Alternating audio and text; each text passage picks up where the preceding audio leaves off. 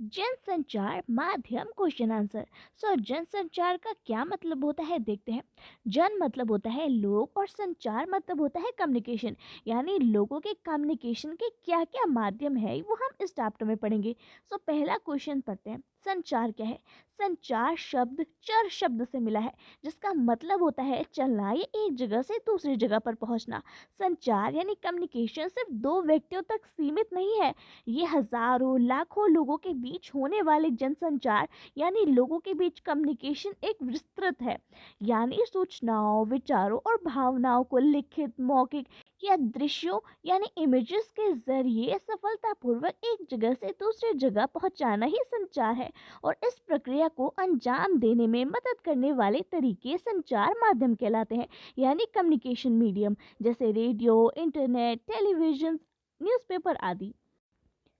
संचार के विभिन्न प्रकार बताइए। संचार यानी कम्युनिकेशन एक जटिल प्रक्रिया है, इसके कई रूप हैं। पहला, मौखिक संचार, एक दूसरे के सामने वाले इशारे या क्रिया को मौखिक संचार कहते हैं।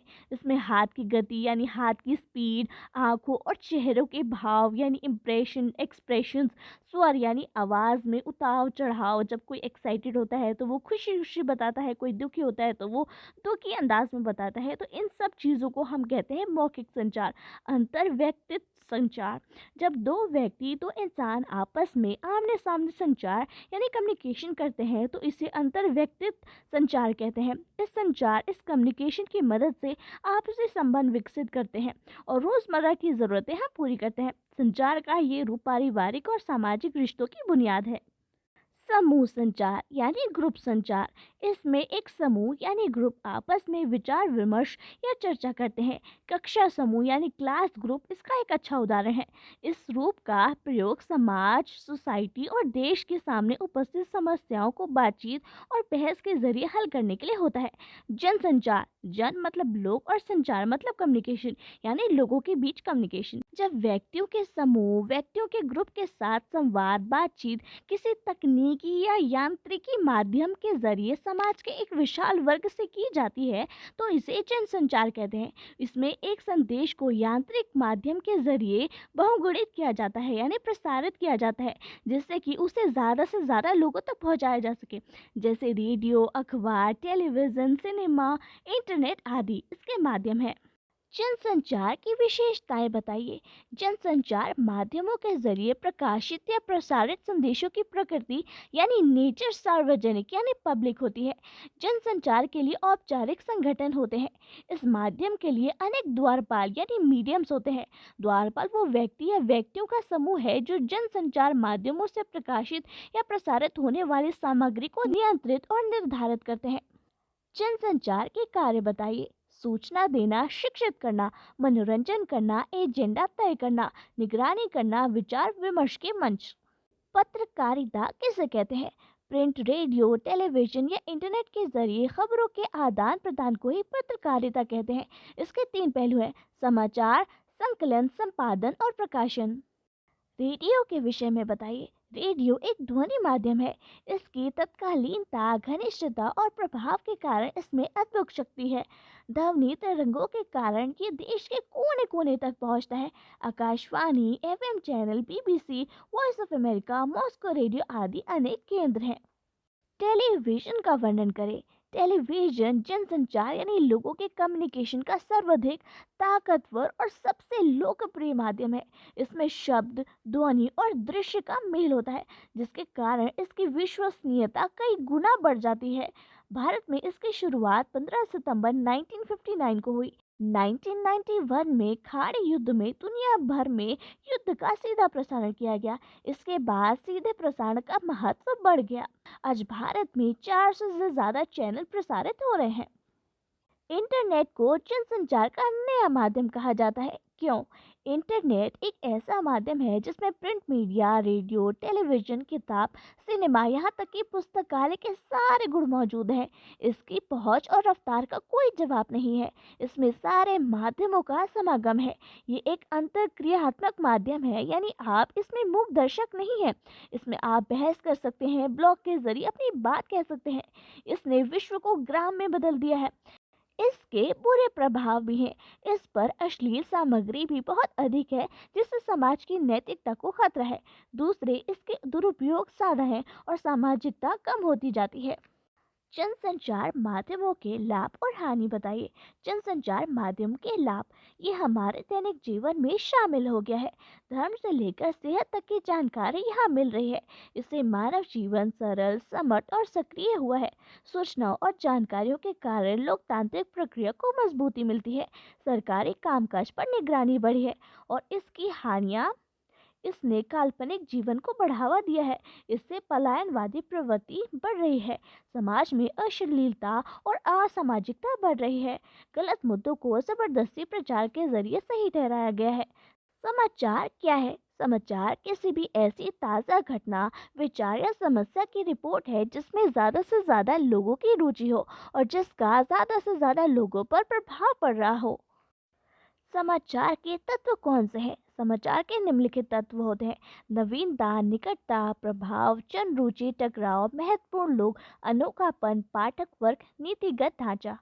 संपादन का अर्थ बताइए। संपादन का अर्थ है किसी सामग्री से उसकी अशुद्धियों को दूर करके उसे पाठनीय यानी पढ़ने लायक बनाना। एक उप संपादक अपनी रिपोर्ट की खबर को ध्यान से पढ़कर उसकी भाषागत अशुद्धियों को दूर करके प्रकाशन योग्य बनाता है।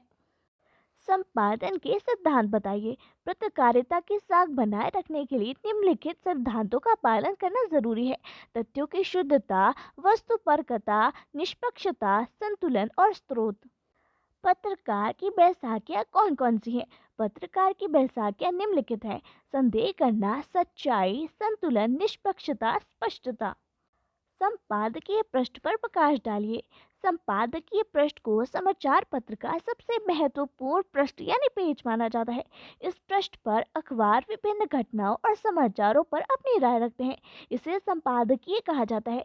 इसके अलावा विभिन्न विषयों के विशेषज्ञ महत्वपूर्ण और जरूरी जनसंचार माध्यम और लेखन मुद्दों पर अपने विचार लेख यानी राइटिंग के रूप में प्रस्तुत करते हैं। आमतौर पर संपादक के नाम पत्र भी इसी पृष्ठ पर प्रकाशित किए जाते हैं। वो घटनाओं पर आम लोगों की टिप्पणी होती है। पत्रकारिता के प्रमुख प्रकार कौन से हैं? पत्रकारिता के प्रमुख प्रकार हैं: खोजपरक पत्रकारिता, विशेषकृत पत्रकारिता, वॉचडॉग पत्रकारिता, एडवोकेसी पत्रकारिता और वैकल्पिक पत्रकारिता। खोजपरक पत्रकारिता। खोजपरक पत्रिका से आशय यानी मतलब एक ऐसी पत्रिका से है जिसमें गहराई से छानबीन करके तथ्यों और सूचनाओं को सामने लाने की कोशिश की जाती है जो आम जनता के सामने नहीं आते। ये पत्रकारिता सार्वजनिक महत्व के मामलों में भ्रष्टाचार, अनियमितताओं और गड़बड़ियों को सामने लाने की कोशिश करती है। इस पत्रकारिता का उपयोग उन्हीं स्थितियों में किया जाता है जब सच्चाई बताने का कोई और उपाय नहीं रह जाता। टेलीविजन में ये स्टिंग ऑपरेशन के रूप में होता है। अमेरिका का वाटरगेट कांड इसका नायाब उदाहरण है, जिसमें राष्ट्रपति निक्सन को इस्तीफा देना पड़ा था। विशेषकृत पत्रकारिता। पत्रकारिता का अर्थ घटनाओं की सूचना देना मात्र नहीं है। पत्रकार से अपेक्षा होती है कि वो घटनाओं की तह तक जाकर उनका अर्थ स्पष्ट करे और आम पाठकों को बताए कि उस समाचार का क्या महत्व है। इसके लिए विशेषता की आवश्यकता होती है। पत्रकारिता में विषय के हिसाब से विशेषता के 7 प्रमुख क्षेत्र हैं। इसमें संसदीय पत्रकारिता, न्यायालयीय पत्रकारिता, आर्थिक पत्रकारिता, खेल पत्रकारिता, विज्ञान और विकास पत्रकारिता, अपराध पत्रकारिता और फैशन और फिल्म पत्रकारिता शामिल है। इन क्षेत्रों के समाचार और उसकी व्याख्या उन विषयों में विशेषता हासिल किए बिना देना कठिन होता है। वॉच डॉग पत्रकारिता।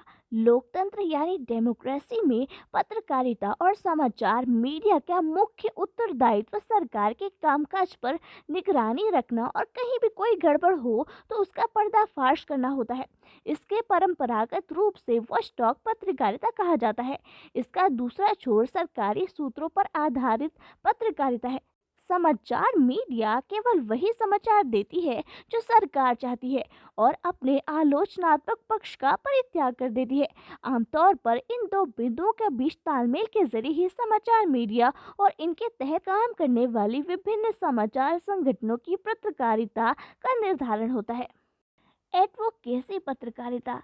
ऐसे अनेक समाचार संगठन होते हैं जो किसी विचारधारा या किसी खास उद्देश्य के मुद्दे को उठाकर आगे बढ़ते हैं और उस विचारधारा या उद्देश्य या मुद्दे के पक्ष में जनमत बनाने के लिए लगातार और जोर शोर से अभियान चलाते हैं। इस तरह की पत्रकारिता को पक्षधर या एडवोकेसी पत्रकारिता कहा जाता है।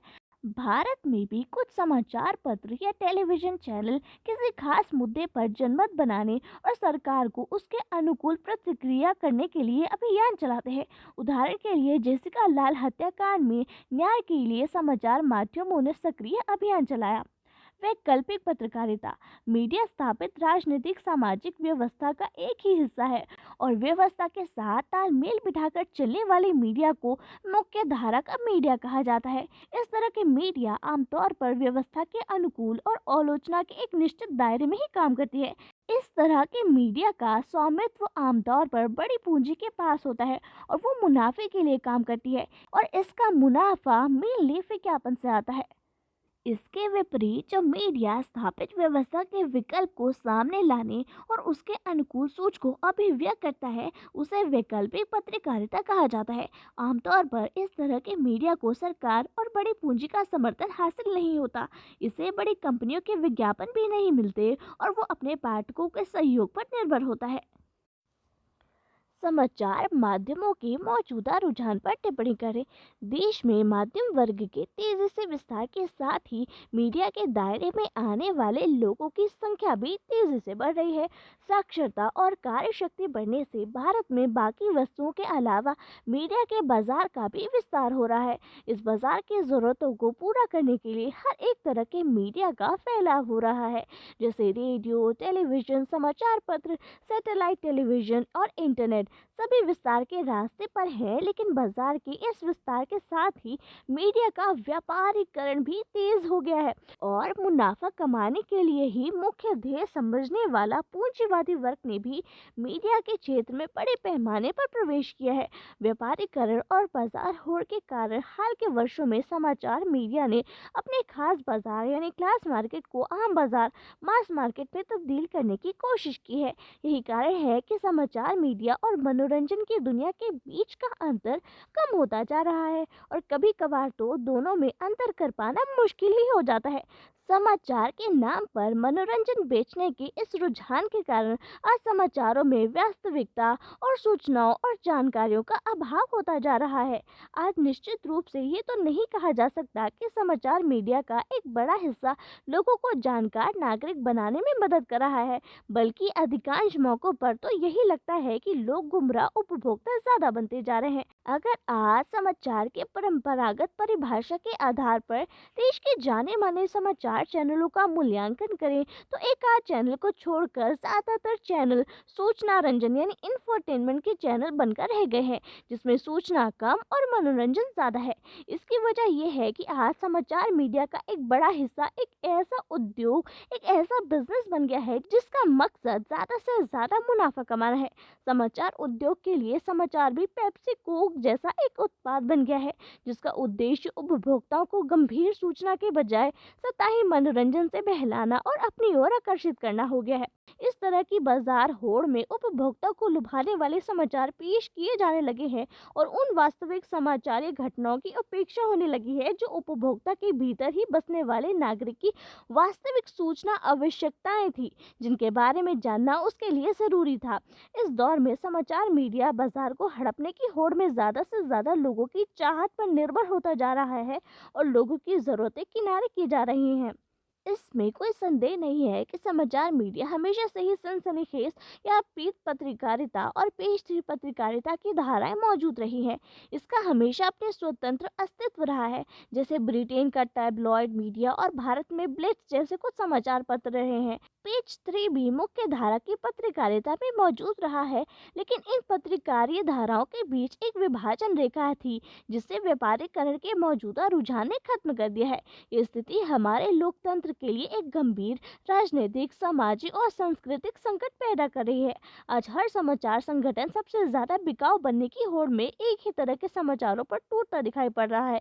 इससे विविधता खत्म हो रही है और ऐसी स्थिति पैदा हो रही है जिसमें अनेक अखबार हैं और सब एक ही जैसे हैं। विविधता समाप्त होने के साथ साथ समाचार माध्यमों में केंद्रीकरण का रुझान भी प्रबल हो रहा है। हमारे देश में परंपरागत रूप में बड़े बड़े राष्ट्रीय अखबार थे, इसके बाद क्षेत्रीय प्रेस थी और अंत में जिला तहसील स्तर के छोटे समाचार पत्र थे। नए प्रौद्योगिकी के आने के बाद पहले तो क्षेत्रीय अखबारों ने जिला और तहसील के स्तर पे प्रेस को हड़प लिया और अब राष्ट्रीय प्रेस क्षेत्रीय पाठकों को अपनी पेट बना रहा है और क्षेत्रीय प्रेस राष्ट्रीय रूप अख्तियार कर रहा है। आज चंद समाचार पत्रों के अनेक संस्करण हैं और समाचारों का कवरेज अत्यधिक आत्म केंद्रित, स्थानीय और विखंडित हो गया है। समाचार कवरेज में विविधता का अभाव तो है ही, साथ ही समाचारों की पिटी पिटाई अवधारणाओं के आधार पर लोगों की रुचियां और प्राथमिकताओं को परिभाषित करने का रुझान भी प्रबल हुआ है। प्रिंट माध्यम का वर्णन करते हुए इसकी विशेषताएं भी बताइए। प्रिंट यानी मुद्रित माध्यम जनसंचार के आधुनिक माध्यमों में से सबसे पुराना है। आधुनिक युग की शुरुआत छपाई के आविष्कार से ही हुई। चीन में सबसे पहले मुद्रण यानी प्रिंटिंग शुरू हुई, लेकिन आधुनिक यानी मॉडर्न छापे खाने का आविष्कार जर्मनी के गुटेनबर्ग ने किया। यूरोप में रेनेसा की शुरुआत में छापे खाने की प्रमुख भूमिका थी। भारत में ईसाई मिशनरियों ने सन 1556 में गोवा में धार्मिक पुस्तकें छापने के लिए ये खोला था। प्रिंट माध्यम की विशेषताएं। प्रिंट यानी मुद्रित माध्यमों के तहत अखबार, पत्रिकाएं, पुस्तक आदि है। मुद्रित माध्यमों की सबसे बड़ी विशेषता ये शक्ति ये है कि छपे हुए शब्दों में स्थायित्व होता है। उसे आप आराम से और धीरे धीरे पढ़ सकते हैं। पढ़ते हुए उस पर सोच सकते हैं। अगर कोई बात समझ में नहीं आई तो उसे दोबारा या जितनी बार इच्छा करे उतनी बार पढ़ सकते हैं। यही नहीं, अगर आप अखबार या पत्रिका पढ़ रहे हैं तो आप अपनी पसंद के अनुसार किसी भी पेज और उस पर प्रकाशित किसी भी समाचार या रिपोर्ट को पढ़ने की शुरुआत कर सकते हैं। प्रिंटेड यानी मुद्रित माध्यमों का स्थायित्व का एक लाभ ये भी है कि आप उन्हें लंबे समय तक सुरक्षित रख सकते हैं और उसे संदर्भ की तरह इस्तेमाल कर सकते हैं। मुद्रित माध्यमों की दूसरी बड़ी खासियत ये है कि लिखित भाषा का विस्तार है। जाहिर है कि इसमें लिखित भाषा की सभी विशेषताएं शामिल होती हैं।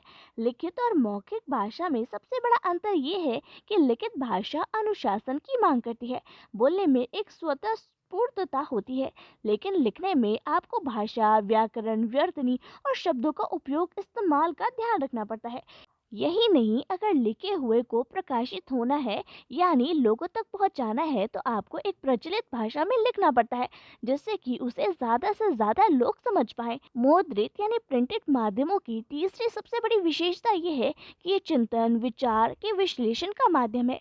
इस माध्यम में आप गंभीर और गूढ़ बातें लिख सकते हैं, क्योंकि पाठन के पास न सिर्फ उसे पढ़ने, समझने और सोचने का समय होता है, बल्कि उसकी योग्यता भी होती है। असल में मुद्रित माध्यमों का पाठक वही हो सकता है जो साक्षर हो, यानी जो पढ़ा लिखा हो, जिसे औपचारिक या अनौपचारिक के जरिए एक विशेष स्तर की योग्यता भी हासिल हो।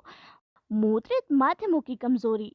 निरक्षरों यानी अनएजुकेटेड लोगों के लिए मुद्रित माध्यम किसी काम का नहीं है। साथ ही मुद्रित माध्यमों के लिए लेखन करने वाले को अपने पाठकों के भाषा ज्ञान के साथ साथ उनकी शैक्षिक ज्ञान यानी उनकी कितनी एजुकेशन है, कितनी योग्यता है, उसका विशेष ध्यान रखना पड़ता है। इसके अलावा उन्हें पाठकों की रुचियां और ज़रूरतों का भी पूरा ध्यान रखना पड़ता है। वो रेडियो, टीवी या इंटरनेट की तरह तुरंत घटी घटनाओं को संचालित नहीं कर सकते, यानी ये एक निश्चित अवधि पर प्रकाशित होता है। जैसे अखबार 24 घंटे में एक बार और साप्ताहिक पत्रिका सप्ताह यानी हफ्ते में एक बार प्रकाशित होती है। अखबार या पत्रिका में समाचारों या रिपोर्ट को प्रकाशन के लिए स्वीकार करने के लिए एक निश्चित समय सीमा होती है, जिसे डेडलाइन कहते हैं। कुछ अपवादों को छोड़कर समय सीमा समाप्त होने के बाद कोई सामग्री प्रकाशन के लिए स्वीकार नहीं की जाती। इसलिए मुद्रित माध्यमों के लेखक और पत्रकारों को प्रकाशन की समय सीमा का पूरा ध्यान रखना पड़ता है। इसी तरह मुद्रित माध्यमों में लेखक को जगह यानी स्पेस का भी पूरा ख्याल और ध्यान रखना चाहिए। जैसे किसी अखबार या पत्रिका के संपादक, एडिटर ने अगर आपको 250 शब्दों में रिपोर्ट या फीचर लिखने को कहा है, तो आप उस शब्द सीमा का ध्यान आपको रखना पड़ेगा। इसकी वजह यह है कि अखबार या पत्रिका में असीमित जगह नहीं होती है, साथ ही उन्हें विभिन्न विषयों और मुद्दों पर सामग्री प्रकाशित करनी होती है। मुद्रित माध्यम के लेखक या पत्रकार को इस बात का भी ध्यान रखना पड़ता है कि छपने से पहले आलेख में मौजूद सभी गलतियां और अशुद्धियों को दूर कर दिया जाए, क्योंकि एक बार प्रकाशन के बाद वो गलती या अशुद्धि वहीं चिपक जाएगी। उसे सुधारने के लिए अखबार या पत्रिका के अगले अंक का इंतजार करना पड़ेगा। रेडियो माध्यम के विषय में बताइए। रेडियो श्रव्य माध्यम है, यानी एक ऑडिएबल माध्यम है। इसमें सब कुछ ध्वनि, स्वर और शब्दों का खेल है। इन सब वजहों से रेडियो पर श्रोताओं यानी सुनने वालों से संचालित माध्यम माना जाता है। रेडियो पत्रकारों को अपने श्रोताओं का पूरा ध्यान रखना चाहिए। इसकी वजह यह है कि अखबार के पाठकों को ये सुविधा उपलब्ध रहती है कि वो अपने पसंद और इच्छा से कभी भी और कहीं भी पढ़ सकते हैं। अगर किसी समाचार, लेख या फीचर को पढ़ते हुए कोई बात समझ में नहीं आई तो पाठक यानी पढ़ने वाले उसे फिर से पढ़ सकते हैं, या शब्दकोश में उसका मतलब देख सकते हैं, या किसी से पूछ सकते हैं। लेकिन रेडियो के श्रोता को यह सुविधा उपलब्ध नहीं होती। वो अखबार की तरह रेडियो समाचार बुलेटिन को कभी भी और कहीं से भी नहीं सुन सकता। उसे बुलेटिन के प्रसारण के समय का इंतजार करना होगा और फिर शुरू से लेकर अंत तक बारी बारी से एक के बाद एक दूसरा समाचार सुनना होगा। इस बीच वो इधर उधर नहीं आ जा सकता और ना ही उसके पास किसी गूढ़ शब्द या वाक्यांश के आने पर शब्दकोश का सहारा लेने का समय होता है। ये साफ है कि रेडियो में अखबार की तरह पीछे लौटकर सुनने की सुविधा नहीं है। अगर रेडियो बुलेटिन में कुछ भी भ्रामक या अरुचिकार है तो संभव है कि श्रोता तुरंत स्टेशन बंद कर दे। दरअसल रेडियो ए रखिए यानी लीनर माध्यम है और रेडियो समाचार बुलेटिन का स्वरूप, ढांचा और शैली इस आधार पर ही तय होता है। रेडियो की तरह टेलीविजन भी ए रेखीय माध्यम है, लेकिन वहाँ शब्दों और ध्वनि की तुलना में दृश्यों और तस्वीरों का महत्व ज्यादा होता है। टीवी में शब्द दृश्यों के अनुसार और उसके सहयोगी के रूप में चलते हैं, लेकिन रेडियो में शब्द और आवाज ही सब कुछ होता है। रेडियो समाचार की संरचना किस शैली पर आधारित होती है? रेडियो समाचार की संरचना उल्टा पिरामिड शैली पर आधारित होती है। उल्टा पिरामिड शैली क्या होती है? समाचार लेखन की सबसे प्रचलित, प्रभावी और लोकप्रिय शैली उल्टा पिरामिड शैली ही है। सभी तरह के जनसंचार माध्यमों में सबसे अधिक यानी 90% खबरें या स्टोरीज इसी शैली में लिखी जाती हैं। उल्टा पिरामिड शैली समाचार के सबसे महत्वपूर्ण तथ्य को सबसे पहले लिखा जाता है और उसके बाद घटते हुए महत्व क्रम में अन्य तथ्यों और सूचनाओं को लिखा या बताया जाता है। इस शैली में किसी घटना, विचार, समस्या का ब्यौरा कालानुक्रम के बजाय समाचार के महत्वपूर्ण तथ्य या सूचना से जुड़ा होता है। इस शैली में किसी घटना, विचार, समस्या का ब्यौरा कॉलानुक्रम के बजाय समाचार के महत्वपूर्ण और सूचना से शुरू होता है। मतलब ये है कि इस शैली में कहानी की तरह क्लाइमैक्स अंत में नहीं बल्कि खबर के बिल्कुल शुरू में आ जाता है। उल्टा पिरामिड शैली में कोई निष्कर्ष नहीं होता। उल्टा पिरामिड शैली के तहत समाचार को 3 हिस्सों में विभाजित किया जा सकता है: इंट्रो, बॉडी और समापन। समाचार के इंट्रो या लीड को हिंदी में मुखड़ा भी कहते हैं। इसमें खबर के मूल तत्व को शुरू या 2-3 पंक्तियों में बताया जाता है। इसके बाद बॉडी में समाचार के विस्तृत ब्यौरे को घटते हुए महत्व क्रम में लिखा जाता है। हालांकि इस शैली में अलग से समापन जैसी कोई चीज नहीं होती और यहाँ तक कि प्रासंगिक तथ्य और सूचनाएं दी जा सकती हैं। अगर जरूरत हो तो समय और जगह की कमी को देखते हुए आखिरी कुछ लाइनों या पैराग्राफों को काटकर हटाया भी जा सकता है और उस स्थिति में खबर वहीं समाप्त हो जाती है। टेलीविजन लेखन पर टिप्पणी कीजिए। टेलीविजन लेखन में दृश्यों की अहमियत सबसे ज़्यादा है। ये टेलीविजन देखने और सुनने का माध्यम है और इसके लिए समाचार या आलेख यानी स्क्रिप्ट लिखते समय इस बात पर खास ध्यान रखने की ज़रूरत पड़ती है कि आपके शब्द पर्दे पर दिखने वाले दृश्य के अनुकूल हो, अकॉर्डिंग हो। टेलीविजन लेखन इन दोनों ही माध्यमों से काफ़ी अलग है। इसमें कम से कम शब्दों में ज़्यादा से ज़्यादा खबर बताने की कला का इस्तेमाल होता है। इसलिए टीवी के लिए खबर लिखने की बुनियाद शर्त दृश्य के साथ लेखन है। दृश्य यानी कैमरे से लिए गए शॉट्स जिसके आधार पर खबर बुनी जाती है। अगर शॉट्स में आसमान है तो हम आसमान की बातें लिखेंगे, समंदर की नहीं। अगर कहीं आग लगी हुई है तो हम उसका जिक्र करेंगे, पानी का नहीं। टीवी खबरों के विभिन्न चरण बताइए। किसी भी टीवी चैनल पर खबर देने का मूल अधिकार वही होता है जो प्रिंट या रेडियो पत्रकारिता के क्षेत्र में प्रचलित है, यानी सबसे पहले सूचना देना। टीवी में भी ये सूचनाएं कई चरण से होकर दर्शकों के पास पहुंचती है। ये चरण है: फ्लैश या breaking news, dry anchor, phone in, anchor visual, anchor bite, live, anchor package. Flash या ब्रेकिंग न्यूज़: सबसे पहले कोई बड़ी खबर फ्लैश या ब्रेकिंग न्यूज़ के रूप में तत्काल दर्शकों तक पहुंचाई जाती है। इसमें कम से कम शब्दों में महज सूचना ही दी जाती है। ड्राई एंकर: इसमें एंकर खबर के बारे में दर्शकों को सीधा सीधा बताता है कि कहाँ, क्या कब और कैसे हुआ। जब तक खबर के दृश्य नहीं आते, एंकर दर्शकों को रिपोर्टर से मिली जानकारियों के आधार पर सूचनाएं पहुंचाते हैं। फोन इन, इसके बाद खबर का विस्तार होता है और एंकर रिपोर्टर से फोन पर बात करके सूचनाएं दर्शकों तक पहुंचाते हैं। इसमें रिपोर्टर घटना वाली जगह पर मौजूद होता है और वहां से उसे जितनी ज़्यादा से ज़्यादा जानकारियां मिलती हैं वो दर्शकों को बताता है। एंकर विजुअल, जब घटना के दृश्य या विजुअल मिल जाते हैं तब उन दृश्यों के आधार पर खबर लिखी जाती है जो एंकर पढ़ते हैं।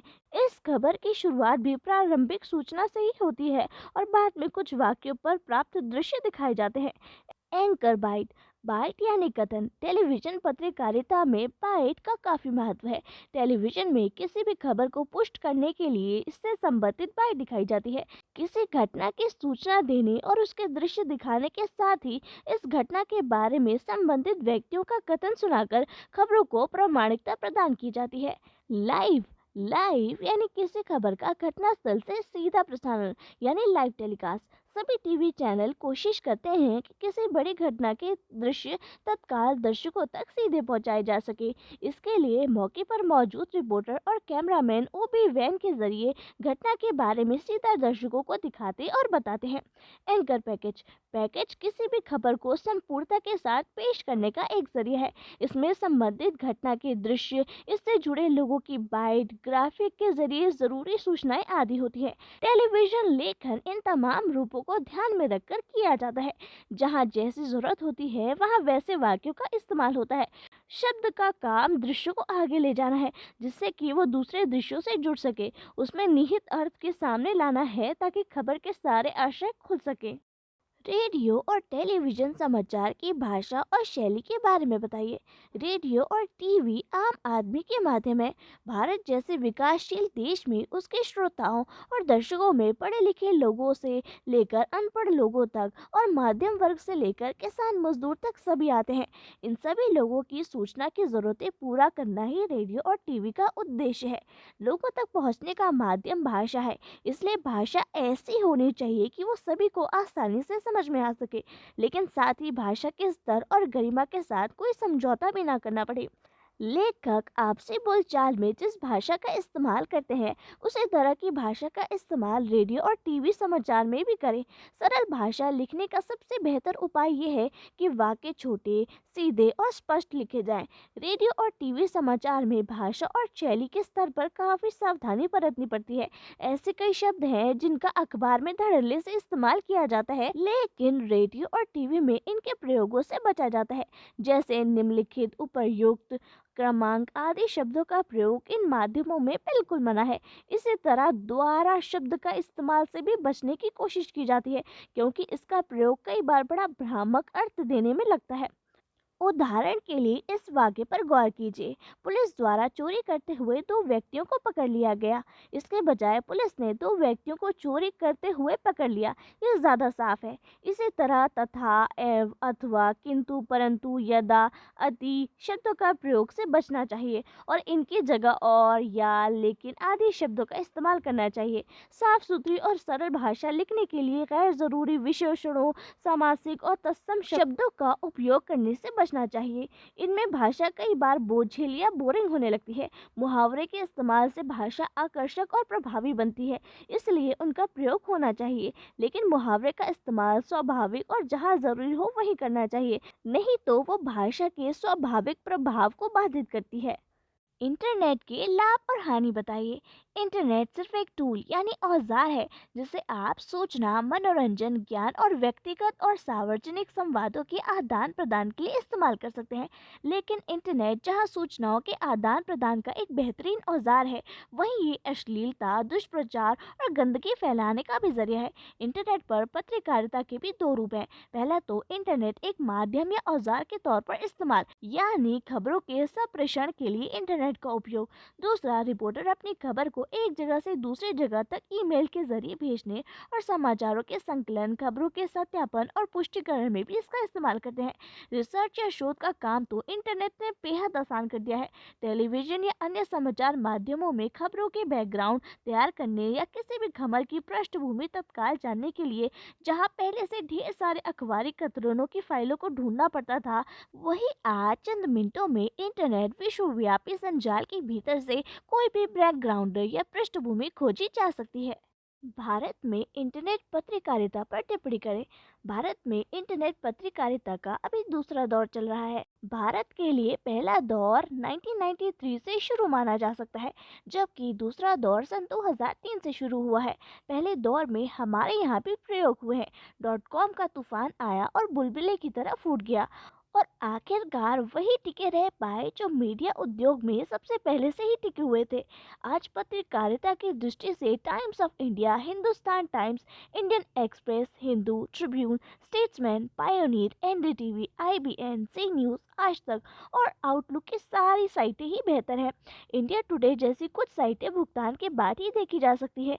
जो साइटें नियमित अपडेट होती हैं उनमें Hindu, times of India, outlook, Indian express और एनडीटीवी और आज तक और जी न्यूज़ प्रमुख है। लेकिन भारत में सच्चे अर्थों में अगर कोई वेब पत्रिका कर रहा है तो वो रेडिफ.com, इंडिया फॉलोइंग और सीफी जैसे कुछ ही साइटें हैं।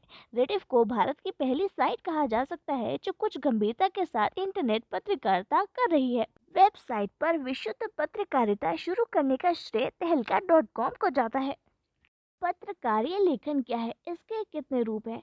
अखबार या अन्य समाचार माध्यमों में काम करने वाले पत्रकार अपने पाठकों, दर्शकों और श्रोताओं तक सूचना पहुंचाने के लिए लेखन के विभिन्न रूपों का इस्तेमाल करते हैं। इसे ही पत्रकारीय लेखन कहते हैं और इसके कई रूप हैं। पत्रकार तीन तरह के होते हैं: पूर्णकालिक, अंशकालिक और फ्रीलांसर यानी स्वतंत्र।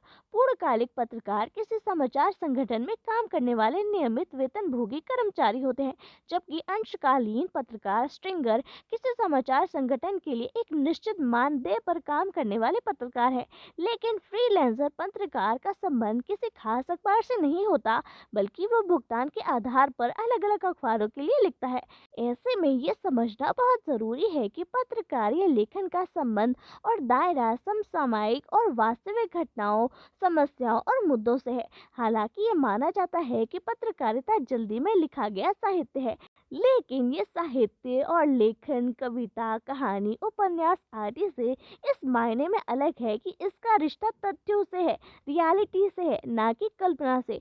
दूसरे, पत्रकारीय लेखन साहित्यिक सृजनात्मक लेखन में इस मायने से भी अलग है कि ये अनिवार्य रूप से तत्कालीनता और अपने पाठकों की रुचियां और ज़रूरतों को ध्यान में रखकर किए जाने वाला लेखन है, जबकि साहित्यिक रचनात्मक लेखन में लेखक को काफ़ी छूट होती है। अखबार के लिए प्रयुक्त भाषा में किन किन बातों का ध्यान रखा जाता है? अखबार और पत्रिका के लिए लिखने वाले लेखक और पत्रकार को ये हमेशा याद रखना चाहिए कि वो विशाल समुदाय के लिए लिख रहा है, जिसमें एक विश्वविद्यालय के कुलपति, सरीखे विद्वान से लेकर कम पढ़ा लिखा मजदूर और किसान सभी शामिल हैं। इसलिए उसकी लेखन शैली, भाषा और गूढ़ से गूढ़ विषय की प्रस्तुति ऐसे सहज, सरल और रोचक होनी चाहिए कि वो आसानी से सबकी समझ में आ जाए। पत्रकारीय लेखन में अलंकारिक, संस्कृत निष्ठ भाषा शैली के बजाय आम बोलचाल की भाषा का इस्तेमाल किया जाता है। पाठकों को ध्यान में रखकर ही अखबारों में सीधी, सरल, साफ सुथरी लेकिन प्रभावी भाषा का इस्तेमाल पर जोर दिया जाता है। शब्द सरल और आसानी से समझ में आने वाले होने चाहिए। वाक्य छोटे और सहज होने चाहिए। जटिल और लंबे वाक्यों से बचना चाहिए। भाषा को प्रभावी बनाने के लिए गैर जरूरी विशेषण, जार्गन्स और क्लीशे यानी दोहराव, रेपिटेशन का प्रयोग नहीं करना चाहिए। इसके प्रयोग से भाषा बोझिल और बोरिंग हो जाती है। समाचार लेखन और छह काकर का संबंध बताइए। किसी समाचार को लिखते हुए मुख्यतः 6 सवालों के जवाब देने की कोशिश की जाती है: क्या हुआ, किसके साथ हुआ, कहाँ हुआ, कब हुआ, कैसे और क्यों हुआ। इसका क्या, किसने या कौन, कहाँ, कब और क्यों और कैसे को 6 काकारों के रूप में भी जाना जाता है। किसी घटना, समस्या या विचार से संबंधित खबर लिखते हुए इन 6 काकारों को ही ध्यान में रखा जाता है। समाचार के मुखड़े इंट्रो यानी पहले पैराग्राफ या शुरुआती 2-3 पंक्तियों में आमतौर पर 3 या 4 ककारों को आधार बनाकर खबर लिखी जाती है। ये 4 ककार हैं क्या, कौन, कब और कहाँ। इसके बाद समाचार की बॉडी में और समापन के पहले बाकी 2 ककारों कैसे और क्यों का जवाब दिया जाता है। इस तरह 6 ककारों के आधार पर समाचार तैयार होता है। इसमें से पहले 4 ककार क्या, कौन, कब और कहाँ सूचनात्मक और तथ्यों पर आधारित होते हैं, जबकि बाकी 2 ककारों कैसे और क्यों में विवरणात्मक, व्याख्यात्मक और विशेषणात्मक पहलू पर जोर दिया जाता है।